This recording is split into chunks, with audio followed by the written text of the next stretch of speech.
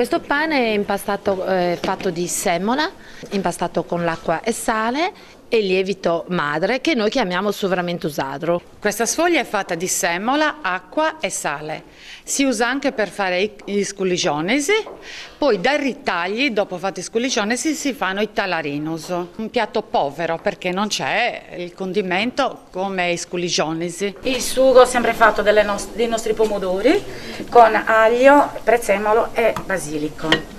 Il pane della tradizione di Mara Calagonis, la pasta tipica locale e il pomodoro sono gli ingredienti della tradizione di un territorio che mette in mostra le sue eccellenze con la sagra de Subani e Sadomata. Offriremo noi domani le lasagne fatte in casa, il pane fatto in casa, le bruschette con il pomodoro. Questo è il pomodoro tipico di Mara, conosciuto in tutto il Campidano per il suo colore, il suo sapore ed è venduto molto bene in tutta la Sardegna. Il pane e il pomodoro di Mara Calagonis saranno tutelati dal marchio a denominazione comunale DECO per valorizzare i prodotti agroalimentari del territorio. Iniziamo a dare questo marchio ad alcuni prodotti. Il primo intervento sarà fatto sul pomodoro marese, poi contiamo di farlo su tanti altri prodotti che abbiamo qui, che possono essere il pane, che possono essere anche l'olio, le olive e tante altre cose che sono presenti nel territorio.